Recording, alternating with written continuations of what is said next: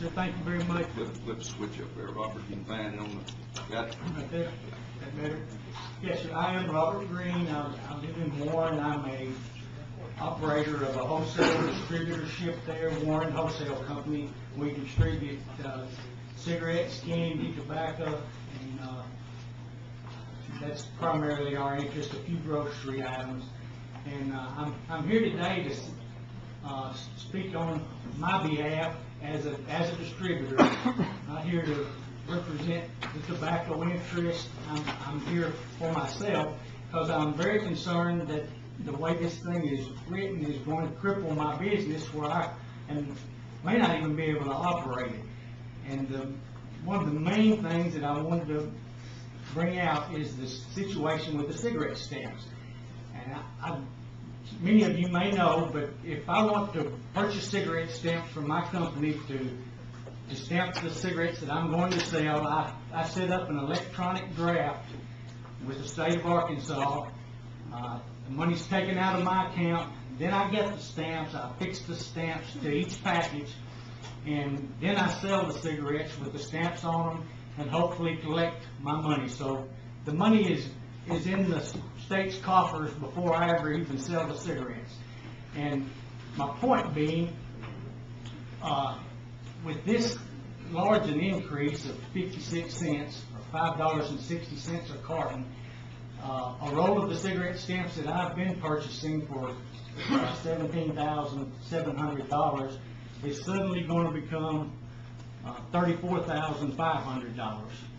And normally I am a small distributor, operate about a 100-mile radius of Warren, but we buy at least 2 rolls of stamps each week, sometimes more.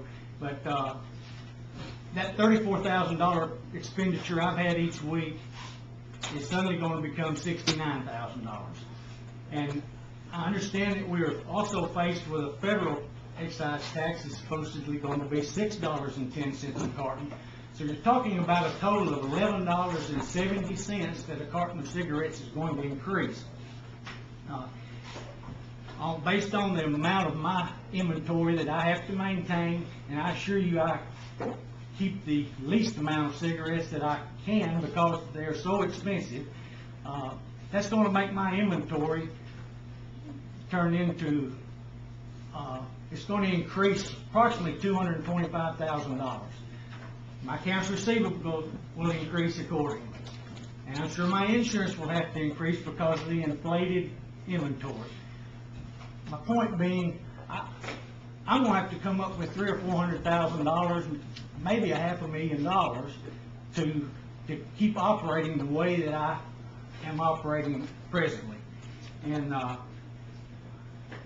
we sell other things but cigarettes. Cigarettes is about 72% of the volume of our business. And I've tried to diversify because it is supposedly a declining all the time, but it scares me very much. I don't know. I know the banks are not lined up to loan people money right now, and at my age, 54, I'm not wanting to go to the bank and borrow money to operate a cigarette business. So my point is, I think that is unfair. And one more thing that I really want to bring out: the bill calls for an increase in the tobacco tax, which is presently 32%. It calls for a 36% increase. If I buy a carton of Red Man chewing tobacco, I take the manufacturer's cost and I add 32% to it. If the bill goes through, I will add 68% to it.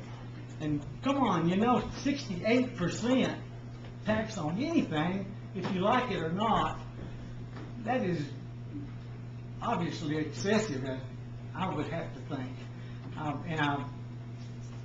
I'm not against any of the trauma center. I think the things that you're bringing up are wonderful. I hope we can get them. I'm just saying that it's going to be an unfair burden to my business. I don't even know if I can continue it in that. One more point, and I'll finish.